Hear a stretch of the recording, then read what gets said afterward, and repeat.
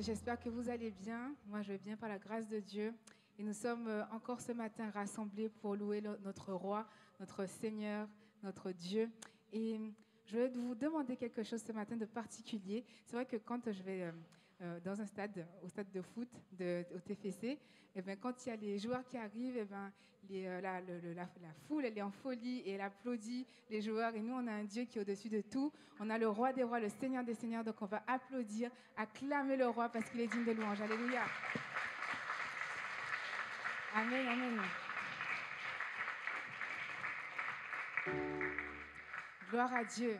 Avec des cris de joie, ma bouche te chantera. Nous allons accueillir notre Seigneur avec des cris de joie. Amen.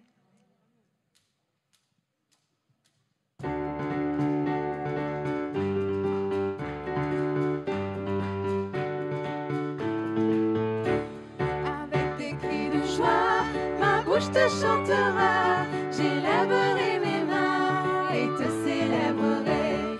Avec des cris de joie, ma bouche te chantera. J'élèverai mes mains et te célébrerai.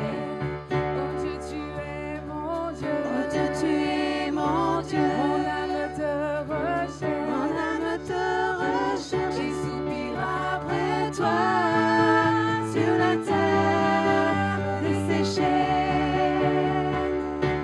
Avec des cris de joie, ma bouche te chantera. J'élèverai les mains et te célébrerai.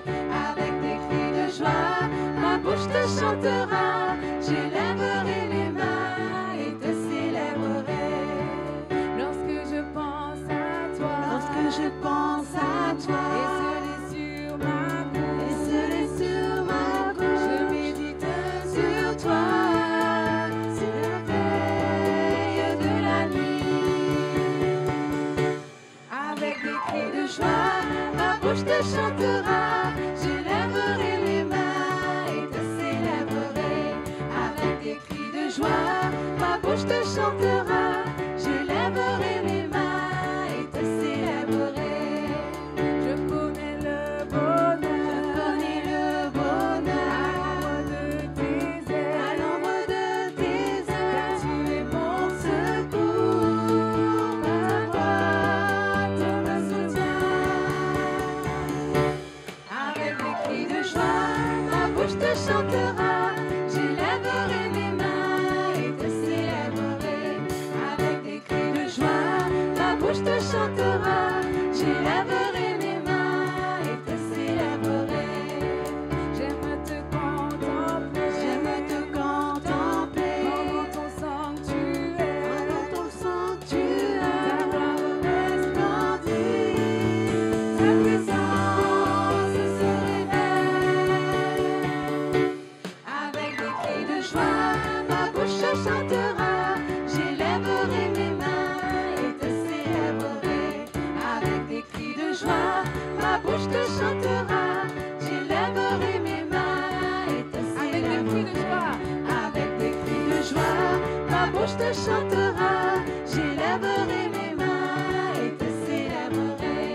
Avec des cris de joie, ma bouche te chantera. J'élèverai mes mains et te célébrerai. Alléluia. Amen.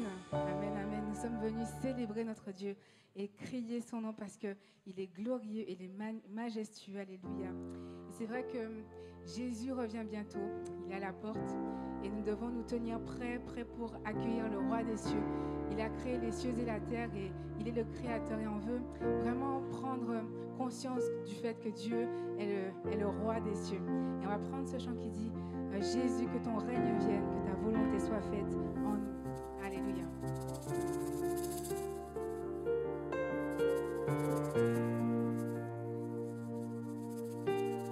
Oh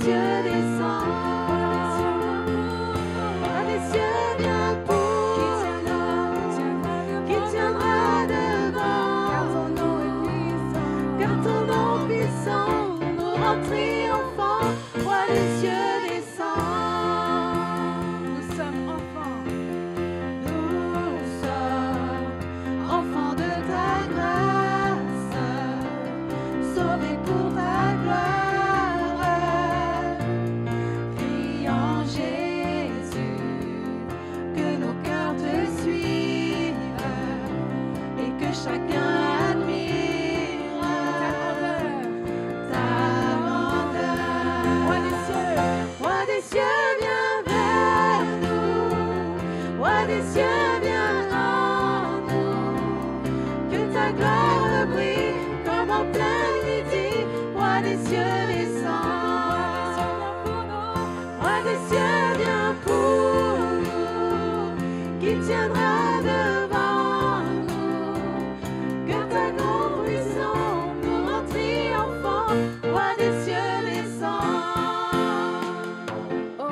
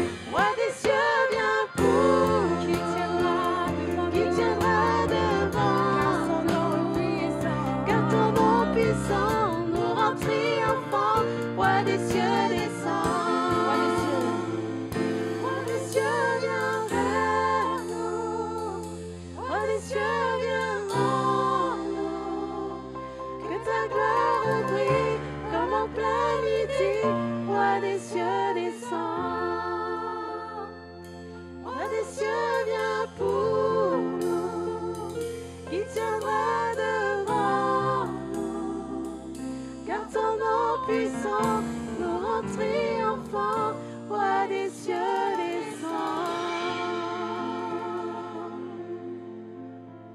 Alléluia. Il est le Dieu tout-puissant, il est le roi des cieux. Et nous prions qu'il descende dans ce lieu ce matin et qu'il prenne la place parce que nous avons besoin de lui. Nous avons besoin d'être remplis du Saint-Esprit. Et c'est vrai que nous sommes nés pour quelque chose. Le Seigneur aussi, il nous a mis sur cette terre, c'est pour un but précis. Et j'aimerais te dire ce matin que si, peu importe les circonstances dans lesquelles tu es venu au monde, le Seigneur t'a voulu ici et tu es né pour un but. Alors, prends cette destinée que Dieu veut te donner et suis-le parce que c'est la meilleure des décisions que tu puisses faire dans ta vie. Alléluia. On va prendre ce chant qui dit Esprit de Dieu et se laisser vraiment remplir par le Saint-Esprit qui puisse nous renouveler, nous délivrer, nous parler, nous pardonner et qu'on puisse se faire du bien dans la présence de Dieu. Alléluia.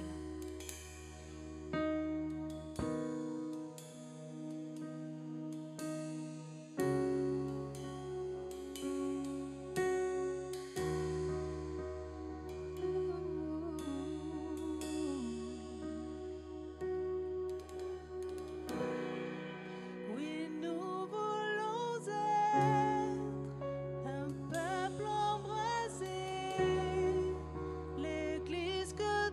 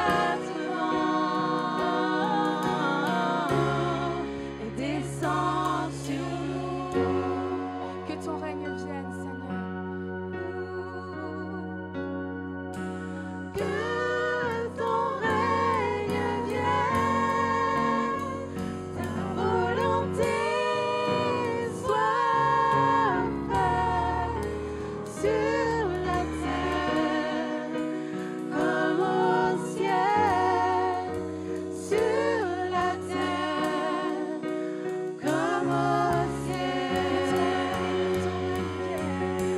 Que ton règne vienne, ta volonté soit faite sur la terre comme au ciel, sur la terre comme au ciel.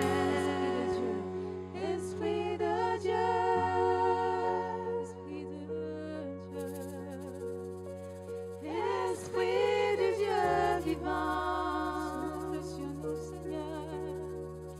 Souffle du nord, souffle du sud, souffle de l'est, souffle de l'ouest, Esprit de Dieu,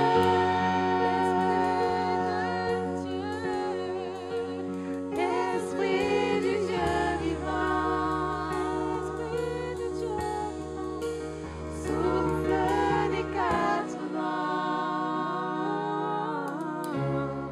et descend sur nous.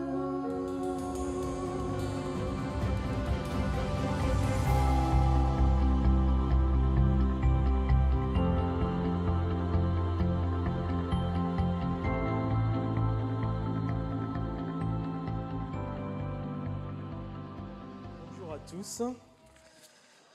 Pour méditer ce matin la parole de Dieu, voir ce que Dieu veut encore nous dire, je vais lire avec vous et je vous invite à lire aussi avec moi dans l'évangile de Jean, au chapitre 18, et nous lirons à partir du verset 28. Jean 18, à partir du verset 28. Mais vous savez que Jésus a dit que sans lui, nous ne pouvons rien faire. Lorsque nous nous sommes levés ce matin, c'est la grâce de Dieu dans notre vie qui se manifeste. Ce sont les bontés de l'Éternel qui se sont renouvelées à notre égard. Le souffle de vie qui nous anime et qui nous permet d'être là, c'est seulement parce que Dieu le veut. C'est pour cela qu'il est bon de demander à Dieu de nous assister de son esprit. Lisons ensemble Jean chapitre 18, verset 28. Ils conduisirent Jésus de chez Caïphe au prétoire. C'était le matin. Ils n'entrèrent point eux-mêmes dans le prétoire afin de ne pas se souiller et de pouvoir manger la Pâque. Pilate sortit donc pour aller vers eux et il dit : « Quelle accusation portez-vous contre cet homme ?» Ils lui répondirent : « Si ce n'était pas un malfaiteur, nous ne te l'aurions pas livré. » Sur quoi Pilate leur dit : « Prenez-le vous-même et jugez-le selon votre loi. » Les Juifs lui dirent : « Il ne nous est pas permis de mettre quelqu'un à mort. » C'était afin que s'accomplisse la parole que Jésus avait dite lorsqu'il indiqua de quelle mort il devait mourir. Pilate entra dans le prétoire, appela Jésus et lui dit : « Es-tu le roi des Juifs ?» Jésus répondit : « Est-ce de toi-même que tu dis cela, ou d'autres te l'ont-ils dit de moi ?» Pilate répondit : « Moi, suis-je juif ? Ta nation et les principaux sacrificateurs t'ont livré à moi. Qu'as-tu fait ? » « Mon royaume n'est pas de ce monde, répondit Jésus. Si mon royaume était de ce monde, mes serviteurs auraient combattu pour moi, afin que je ne sois pas livré aux Juifs. Mais maintenant, mon royaume n'est point ici-bas. » Pilate lui dit : « Tu es donc roi ? » Jésus répondit : « Tu le dis, je suis roi.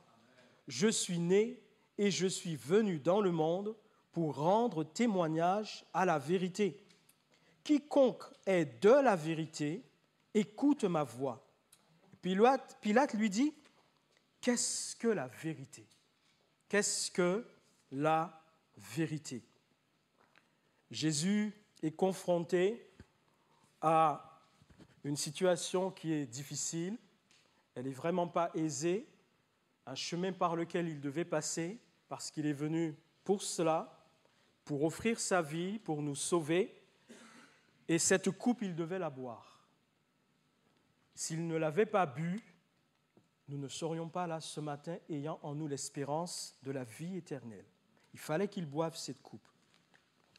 Et ceux à qui il est confronté ne savent pas ou ne comprennent pas qui est Jésus et ce qu'il est en train de faire. Alors, ils l'ont envoyé au gouverneur romain Ponce Pilate. Et dans cet échange que Pilate a avec lui, il finit par lui poser cette question parce qu'il dit « Je suis venu pour rendre témoignage à la vérité ». Et Pilate de répondre « Mais qu'est-ce que la vérité ?» Peut-être que ce matin, quelqu'un est là et la personne se pose la question, quand bien même la personne se trouve ici, elle se pose la question « Mais qu'est-ce que la vérité ?» Avez-vous peut-être déjà essayé dans le bouddhisme ou avez-vous été vers les adeptes de l'hindouisme ou peut-être étiez-vous musulman et vous vous posez toujours la même question, mais qu'est-ce que la vérité ? Parce que vous ne la trouvez pas. Pilate ne savait pas que celui à qui il parlait, c'est lui la vérité. Par Jésus a déclaré « Je suis le chemin, la vérité et la vie. Nul ne vient au Père que par moi. Il n'est pas possible d'accéder à la vie éternelle car le Père siège dans les lieux très hauts, El Elyon, et pour y accéder, il faut passer par Jésus. Qu'est-ce que la vérité ? C'est le Christ, roi Jésus. C'est lui la vérité. Pilate ne le savait pas et quand Jésus, des fois, veut se manifester à beaucoup de personnes ici-bas, de diverses manières, car Dieu parle tantôt d'une manière ou d'une autre, il utilise plusieurs types de manières pour s'adresser à nous. Et des fois, les gens à qui il s'adresse continuent à poser cette question, mais qu'est-ce que la vérité ? Jésus était venu pour faire une chose nouvelle dans la vie des hommes. Ils ne la comprenaient pas encore. Une chose nouvelle était en train de s'accomplir, là, sur la terre des vivants, que Dieu a créée. Et Dieu veut faire une chose nouvelle dans la vie de beaucoup de personnes. De celles qui ne connaissent pas encore Christ et qui seraient là ce matin, ou de celles même qui connaissent Jésus, qui l'ont accepté comme Sauveur et Seigneur, mais qui se disent « Mais depuis que j'ai accepté Jésus, rien ne change dans ma vie. Tout est toujours pareil. » Comme certaines personnes disent, depuis qu'ils nous annoncent le retour du Christ, tout est toujours pareil.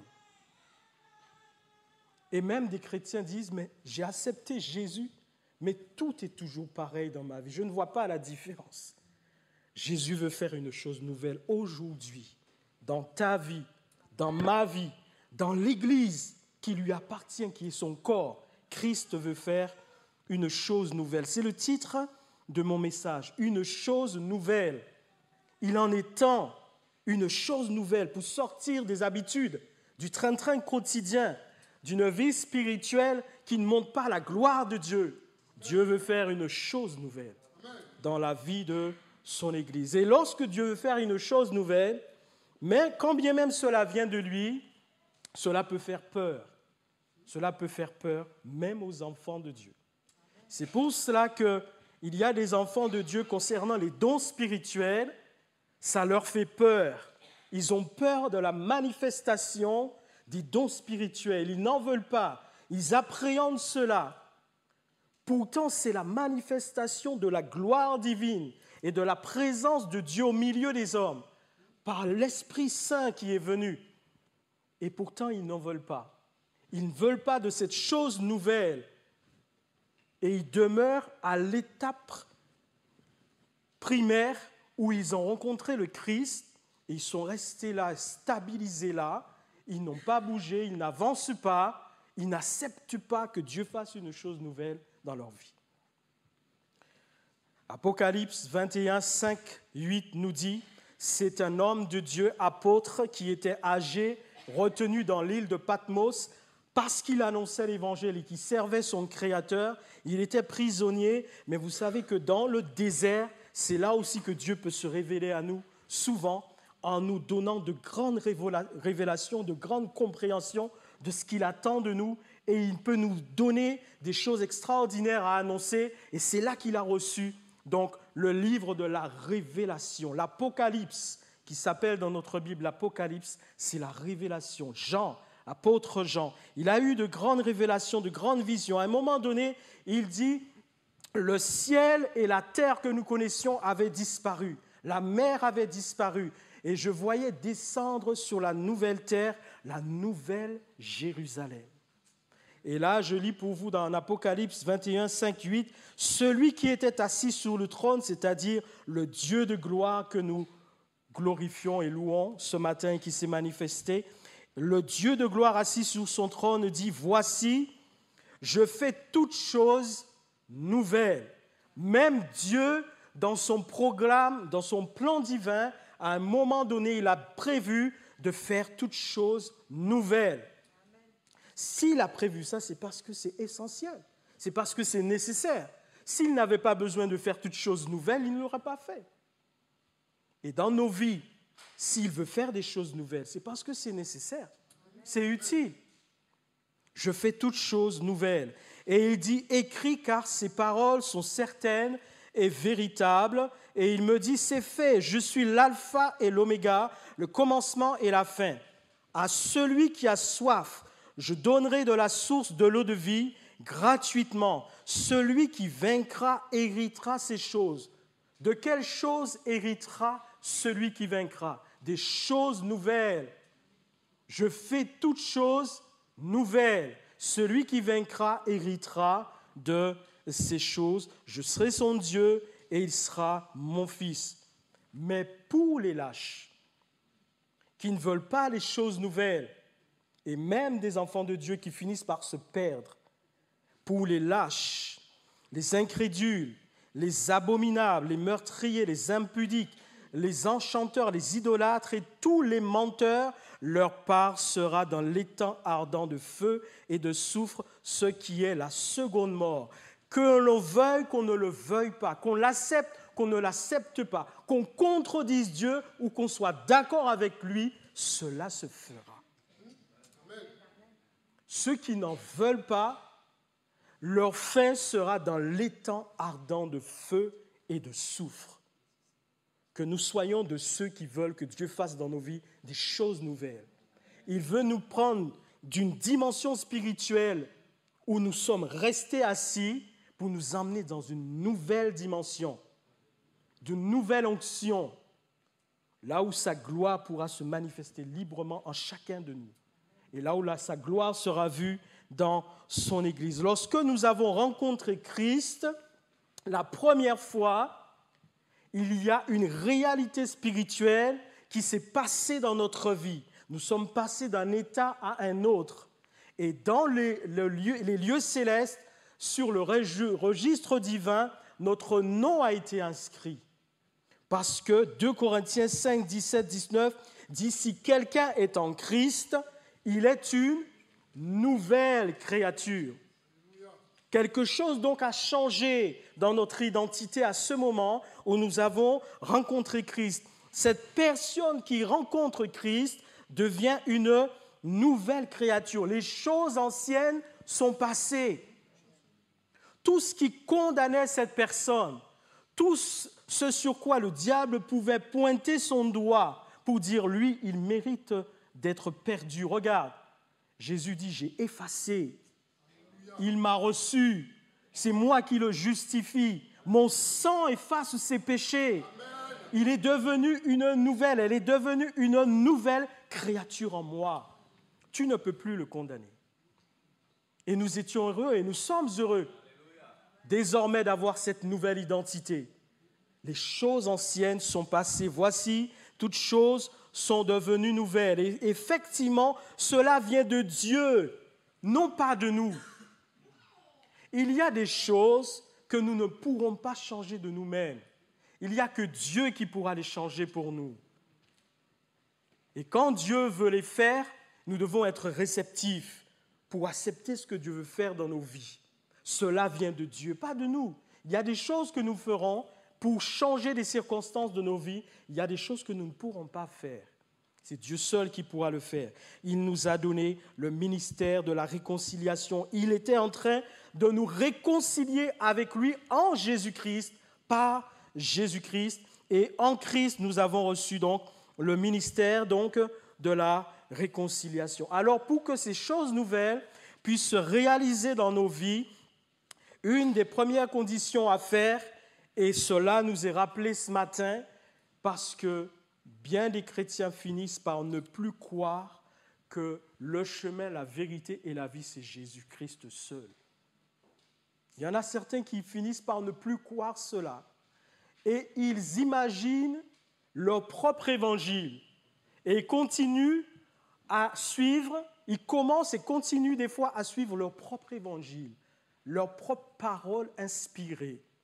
Ils mettent ce livre-là de côté et commencent à suivre leur propre évangile, tout en adorant et en glorifiant Jésus.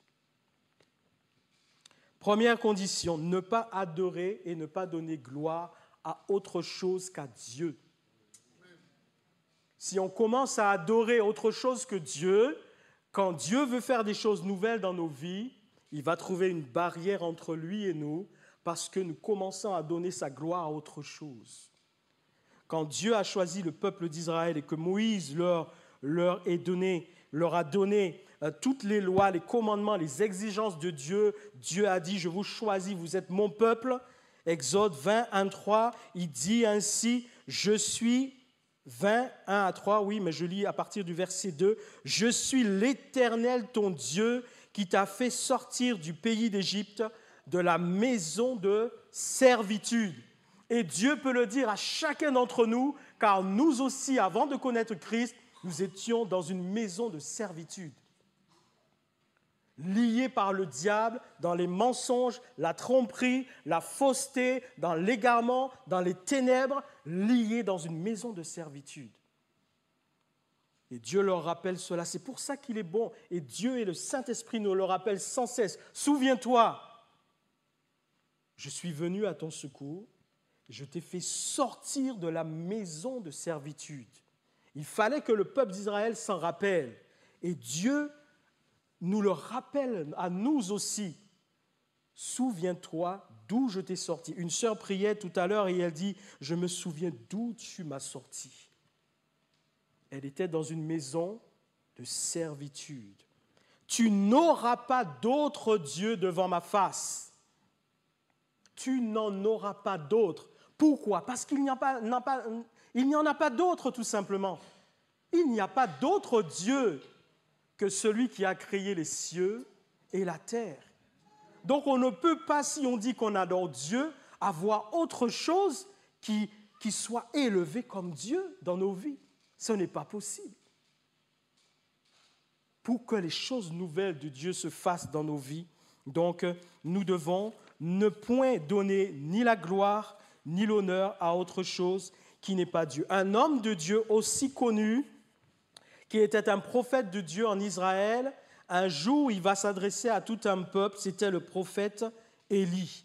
Il s'adressait à son peuple à un moment trouble de la vie, de l'histoire d'Israël, surtout qu'à cette époque, le pays était scindé en deux et dans le royaume du Nord, au moment où ce prophète Élie est en train de s'adresser au peuple, il y a un roi qui s'appelle Akab. Il fut l'un des plus mauvais rois d'Israël, Akab. Et pour ne pas faciliter les choses, sa femme s'appelait Jézabel. Elle n'était pas du royaume de Dieu. Et elle va emmener en Israël et elle va emmener à son mari l'adoration et la célébration de Baal et d'Astarté. Elle va combattre le peuple d'Israël. Elle va chercher à tuer le prophète Élie et à tuer les prophètes de Dieu. Elle va pousser son mari à voler la vigne d'un homme, Naboth, et de tuer cet homme. C'était un temps trouble en Israël à ce moment. Et à un moment donné, où le prophète demande à Akab, ce roi, d'appeler tout le peuple parce qu'il va y avoir une confrontation entre Dieu et Astarté et Baal. Et des fois, Dieu va créer des circonstances pour nous confronter à des réalités pour que nous puissions reconnaître, mais finalement, en qui tu crois vraiment? Est-ce que tu crois dans le Dieu qui tient entre ses mains l'univers tout entier ou est-ce que tu crois en autre chose? Là, il y allait y avoir une confrontation sur le mont Carmel, en Israël. Le peuple est là. Et c'est pour cela que, malheureusement, il peut y avoir dans nos vies des mauvaises influences. Des mauvaises influences, justement, qui nous poussent à ne pas adorer le vrai Dieu, à le délaisser, à lui être infidèle, à commettre dans ce que Dieu appelle, d'un point de vue spirituel, un adultère. L'adultère spirituel, c'est quand on est infidèle à Dieu. Parce qu'on donne la gloire à autre chose qui n'est pas Dieu. On devient des adultères spirituels. Nous ne voulons pas être des adultères. Nous voulons être des hommes et des femmes fidèles, en qui Dieu prend plaisir. Seigneur, aide-nous. Dieu a tout fait pour nous, tout. Christ a dit, tout est accompli. Tout. Nous ne voulons pas être des infidèles. Nous ne voulons pas être des adultères spirituels. Et malheureusement, des fois, c'est le cas lorsque nous oublions que Dieu dit les mauvaises compagnies corrompent les bonnes mœurs. Si j'ai un ami qui commence à passer me voir tous les samedis soirs, il m'invite à aller boire un verre dans un bistrot et que je commence à prendre cette habitude à y aller avec lui, je commence à m'habituer à ça, à trouver que c'est bien. Et là, peut-être où je passais du temps avec ma famille ou avec Dieu, je commence le samedi soir à aller au bistrot avec lui. Je ne me rends même pas compte à quel moment j'ai commencé à délaisser Dieu. Les mauvaises compagnies corrompent les bonnes mœurs.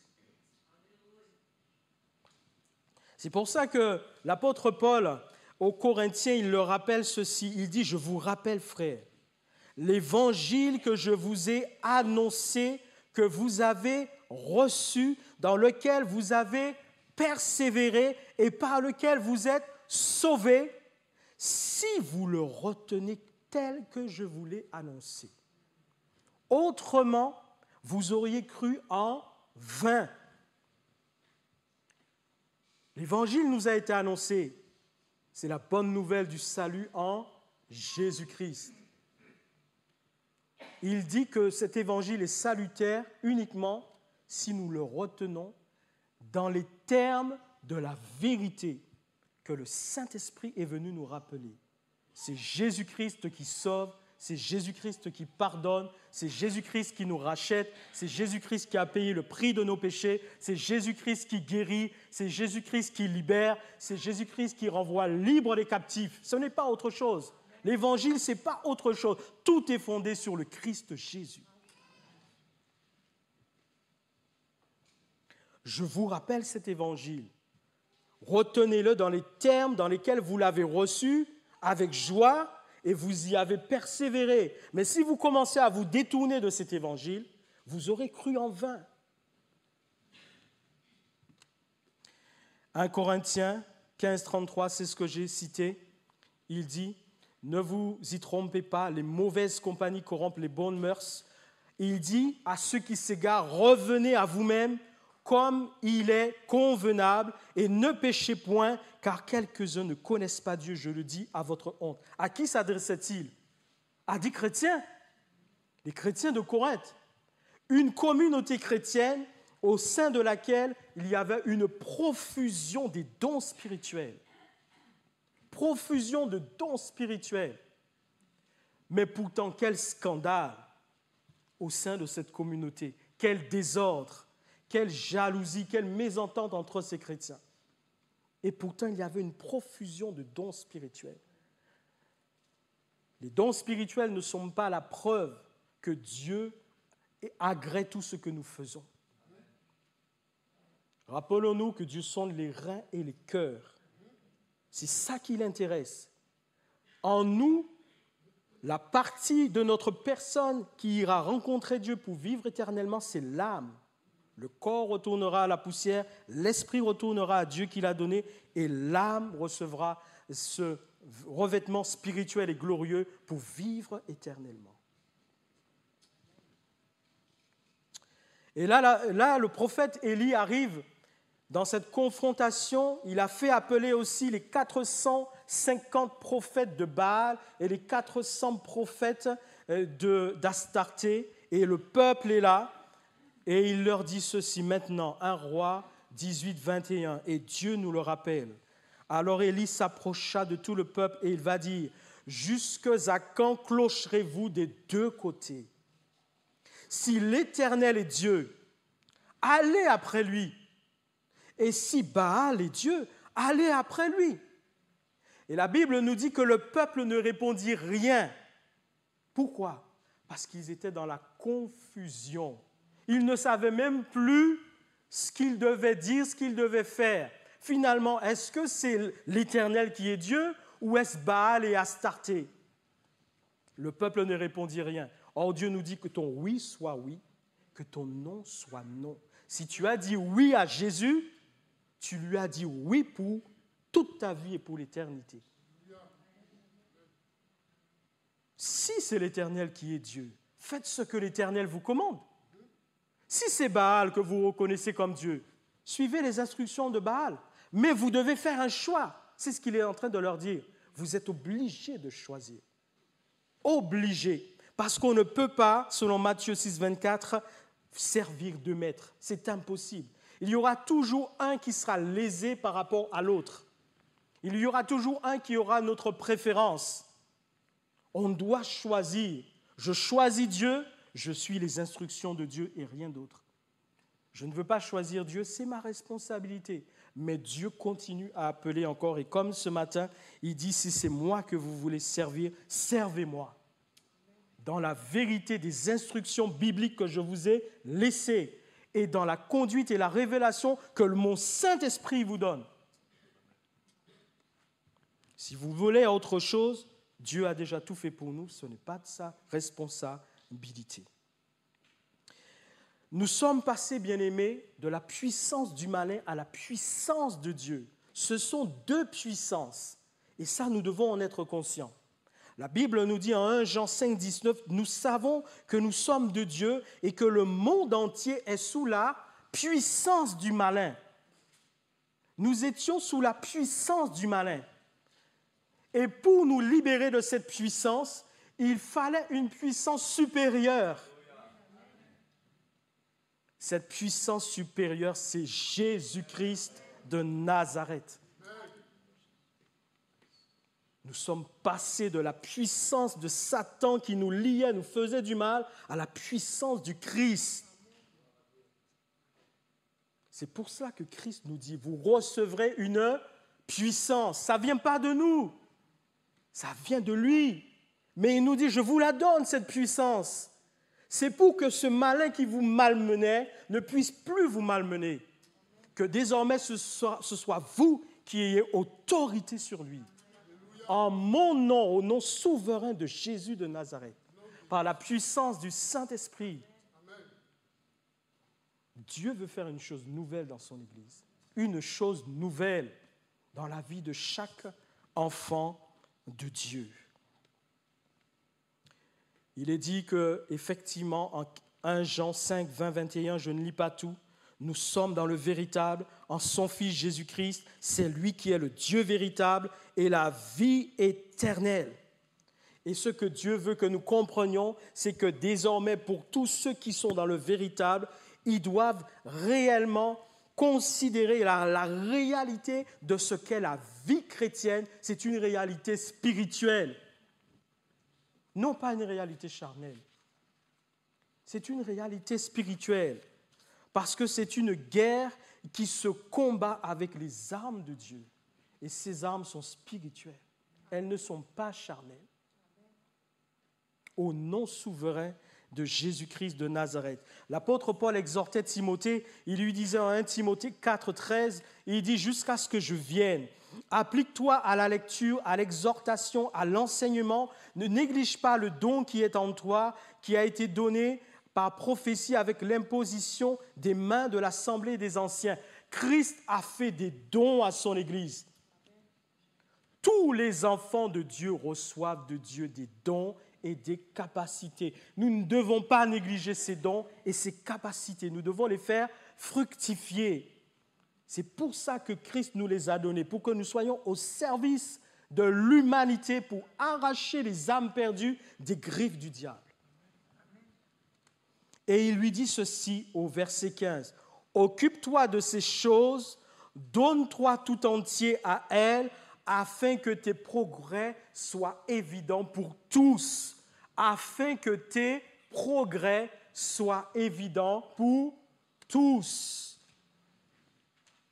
Pour passer d'une chose à une autre et pour que Dieu fasse dans nos vies des choses nouvelles, il faut qu'il y ait un progrès qui est évident. Mais si nous stagnons ou si nous peinons à marcher ce que Dieu veut faire, il ne le fait pas. Il faut que nous progressions, il faut qu'il y ait du progrès, un progrès qui soit évident dans la vie de chacun de nous. Nous devons aussi désirer la nourriture solide qui nous aidera à nous attacher davantage justement à cette réalité de la vie spirituelle parce qu'elle est avant tout chrétienne. 1 Corinthiens 3, 1, 4, Paul s'adressant toujours aux Corinthiens leur dit « Mais pour moi, ce n'est pas comme à des hommes spirituels que je vous ai parlé. » Et il le disait avec tristesse, avec désarroi. Il dit « Ce n'est pas comme à des hommes spirituels que j'ai parlé. » Il leur dit « Vous devriez être des hommes spirituels, mais je m'adresse encore à des hommes charnels, comme à des enfants en Christ. » Et 1 Pierre 2,2 nous dit « Désirez comme des enfants nouveau-nés le lait spirituel pur, afin que par lui vous croissiez pour le salut, si vous avez goûté que le Seigneur est bon. » Et Matthieu 5,14 nous dit « Mais la nourriture solide, il est pour les hommes faits, pour ceux dont le jugement est exercé par l'usage à discerner ce qui est bien de ce qui est mal. » Seigneur Jésus, par le Saint-Esprit, car le Saint-Esprit fait de nous un temple pour Dieu. Et comme le Saint-Esprit, c'est l'Esprit de Jésus-Christ, Christ est en nous par son Esprit. Par le Saint-Esprit, aide-nous à discerner le bien du mal et à rejeter le mal et à retenir que le bien. Et ce n'est pas toujours facile, je vous assure. Surtout quand vous êtes des fois dans une circonstance où vous ne vous y attendiez pas et quelque chose vient pour vous bousculer.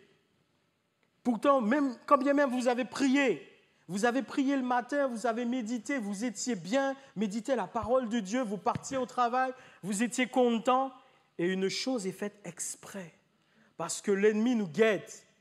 Il dit, sur ce point-là, je vais la voir. Là sortira de sa bouche des choses infâmes.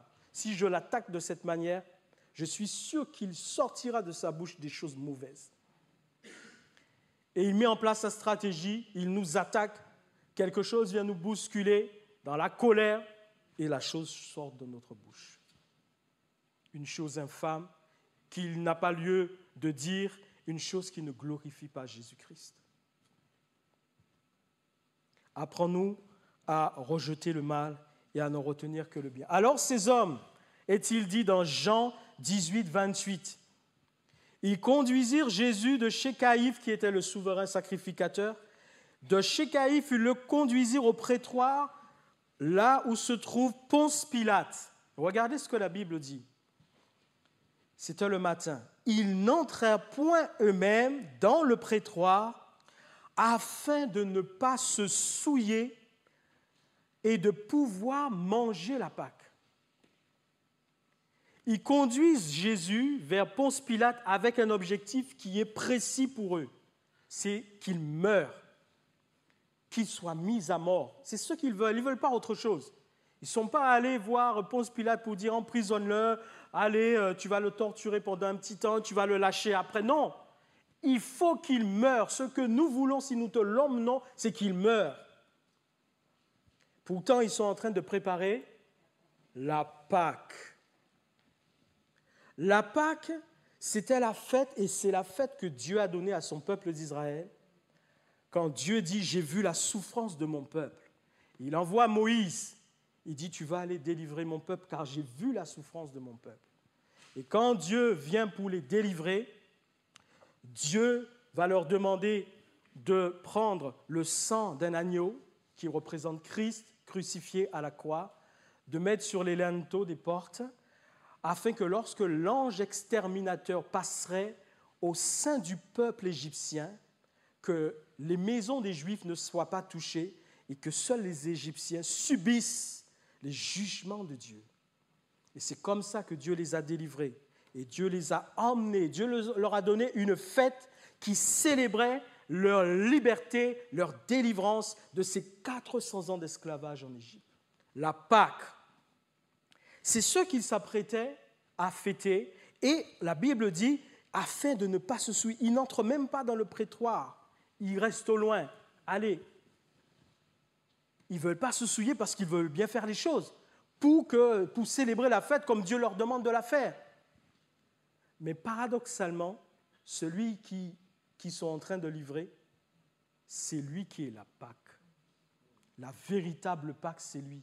Car la Pâque à laquelle eux, ils étaient encore attachés, cette Pâque-là commémorait la délivrance du peuple juif, mais cette Pâque-là ne pouvait pas enlever les péchés.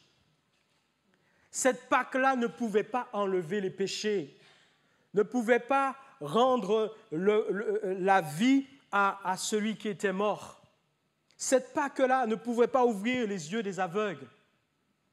Cette Pâque avait qu'un but, commémorer et rappeler qu'un jour, vous étiez esclaves et que je suis venu vous délivrer, peuple d'Israël. Et cette Pâque préfigurait la véritable Pâque. Tandis qu'ils veulent fêter la Pâque en se gardant purs, ils ne veulent pas de celui qui est véritablement la Pâque qui libère. Jésus-Christ est notre Pâque. 1 Corinthiens 5, 7, 8. Faites disparaître le vieux levain afin que vous soyez une pâte nouvelle. C'est-à-dire afin que le vieil homme en vous meure, qu'il laisse la place désormais à mon esprit en vous qui doit régner. Afin que le vieil homme meure, que vous soyez une pâte nouvelle, vous êtes sans levain parce que la fête de la Pâque devait se célébrer avec des pains sans levain, parce que désormais en Christ, vous êtes sans levain, car Christ, notre Pâque, a été immolé. La véritable Pâque dont tout homme a besoin, qui seul efface les péchés, accorde la vie éternelle, donne accès au Père, à l'éternité, au royaume céleste, permet qu'il y ait des miracles, des prodiges qui se réalisent dans la vie des enfants de Dieu, la véritable Pâque, ils n'en voulaient pas. Ils étaient en train de le rejeter, de dire, cette Pâque-là, nous n'en voulons pas, parce qu'ils ne connaissaient pas qui était celui qui les était en train de condamner. Dieu était venu faire une chose nouvelle dans leur vie, mais ils étaient restés à la première étape. Ils étaient restés à la Pâque qui ne sauve pas, qui ne délivre pas, qui n'efface pas les péchés. Et la véritable Pâque, ils n'en voulaient pas. C'est paradoxal, n'est-ce pas? Christ, notre Pâque, a été immolé. Et ils ont dit à celui-là, nous ne voulons pas de toi, toi qui es la vraie Pâque, parce qu'ils ne le savaient pas. Ils ne le savaient pas. Je vais terminer. Un homme, un jour, a reçu un secours extraordinaire de la part de Jésus-Christ, et heureusement, parce qu'il y a tellement de souffrances dans ce monde, et il y a tellement d'âmes qui sont liées. Nous n'imaginons pas la souffrance de beaucoup de personnes, même que nous côtoyons, et même que nous connaissons à l'Église.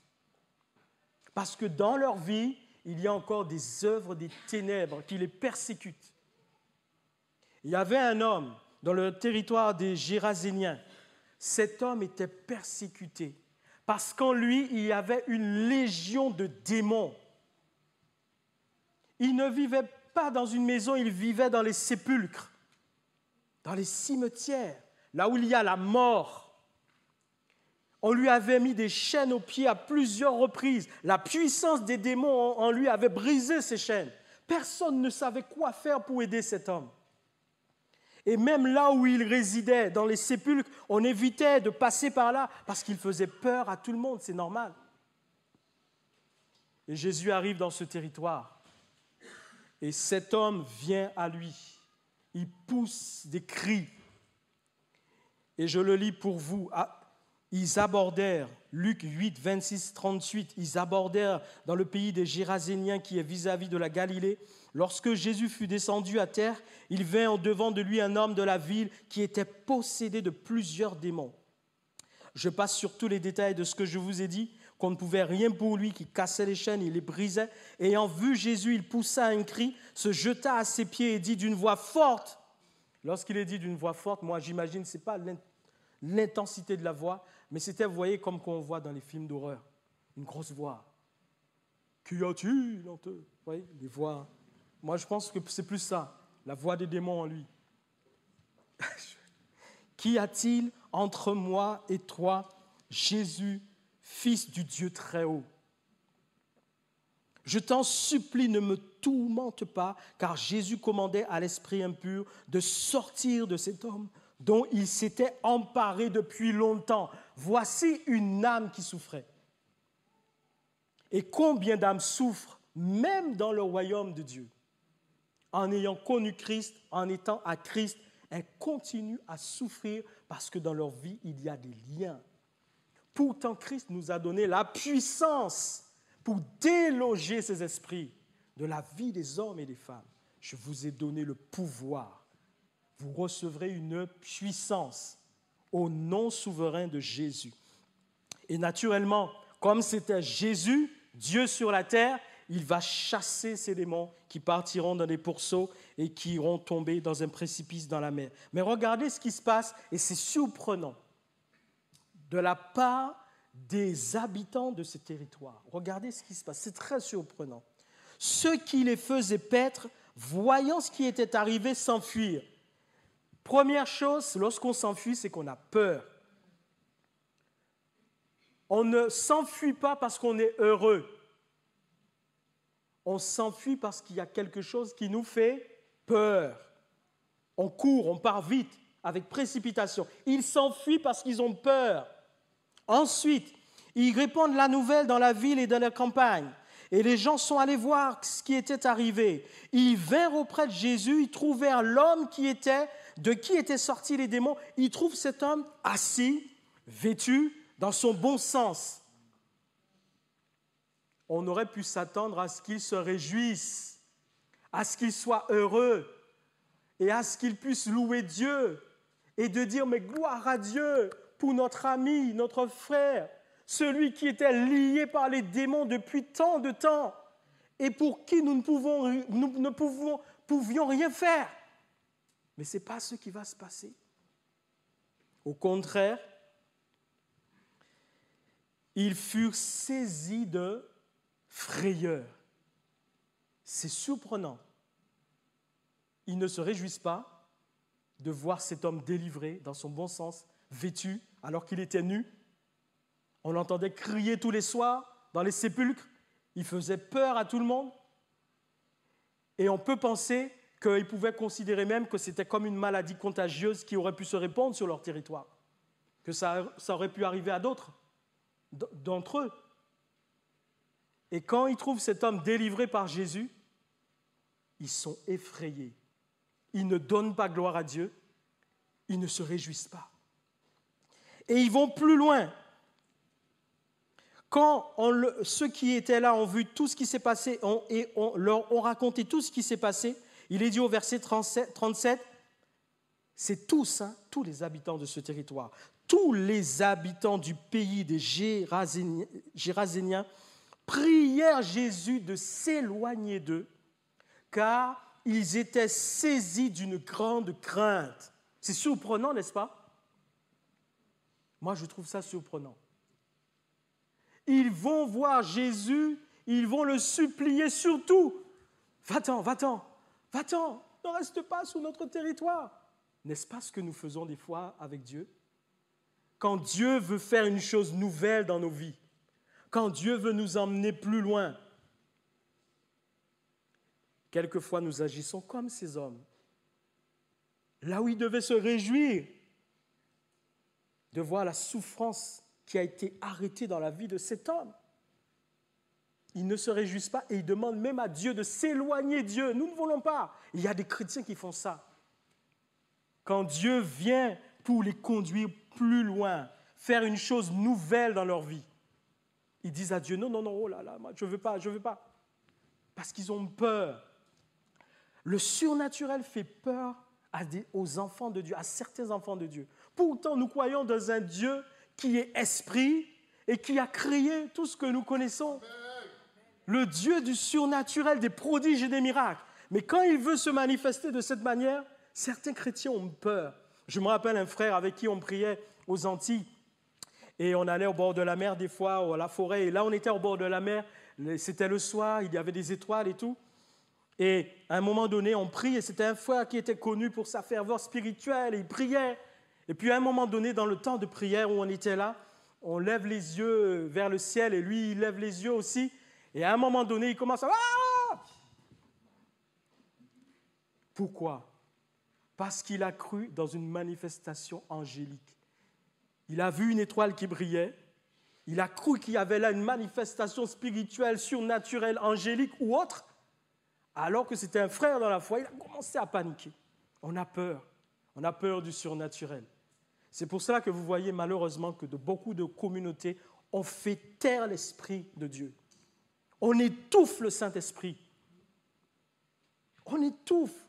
On arrête l'Esprit de Dieu, les dons spirituels, les manifestations spirituelles. On les arrête, on les étouffe. On a peur des choses nouvelles. Du Dieu souverain qui est un Dieu qui est dans la dimension spirituelle et surnaturelle. Amen. Dieu veut faire une chose nouvelle. Bannissons la crainte dans notre cœur. Faisons confiance à Dieu. Veillons sous les débordements, c'est vrai.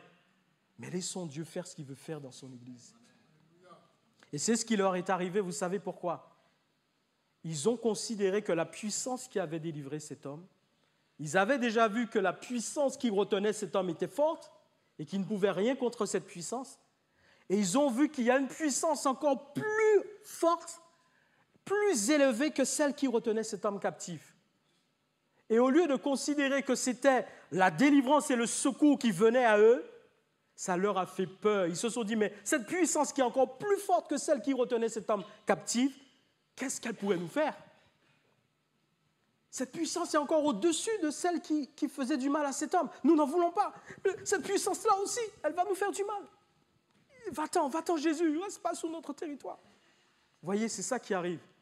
Quand on ne connaît pas Dieu, quand on n'a pas une relation intime avec Dieu, quand on n'a pas la révélation de Dieu, on rejette même Dieu dans ses œuvres. Ils ont dit à Jésus, va-t'en. La chose nouvelle que Jésus était venu faire sur leur territoire, ils n'en ont pas voulu. Dieu veut faire une chose nouvelle. C'est dès maintenant, là, dans son Église. Et ça commence dans la vie de chaque chrétien. Une chose nouvelle. Je termine vraiment. Luc 19, quand Jésus a visité Jérusalem, il dit effectivement, comme il s'approchait de la ville, Jésus, en la voyant, pleura sur elle et dit, si toi aussi au moins, en ce jour qui t'est donné, tu connaissais les choses qui appartiennent à ta paix. Et je lis plus loin, il dit effectivement, parce que tu n'as pas connu le temps où tu as été visité. Tu n'as pas connu, disait-il à Jérusalem, parce qu'il a été rejeté au sein de son peuple. Tu n'as pas connu le temps où Jésus t'a visité et il voulait faire une chose nouvelle dans ta vie. Il voulait te faire passer d'une étape à une autre supérieure pour que tu puisses voir sa gloire autrement dans ta vie. Tu as stagné et tu dis, mais depuis que j'ai reçu Christ, je ne vois rien qui change dans ma vie. Mais quand Jésus t'a visité pour t'emmener plus loin, tu n'as pas voulu. Veux-tu ce matin que Jésus-Christ fasse une chose nouvelle dans ta vie? Si tu le veux, laisse-le faire comme lui, il veut. Parce que notre problème, c'est que nous disons à Jésus, oui, je veux que tu fasses une chose nouvelle dans ma vie, mais comme moi je veux. Mais ça ne peut pas marcher. C'est Dieu qui nous a créés. Jésus doit marcher devant et nous le suivons. À un moment donné, il était dit effectivement, quand Jésus leur a annoncé qu'il allait passer par cette épreuve de la crucifixion, ils étaient en train de suivre Jésus. Jésus marchait devant et eux, ils marchaient derrière.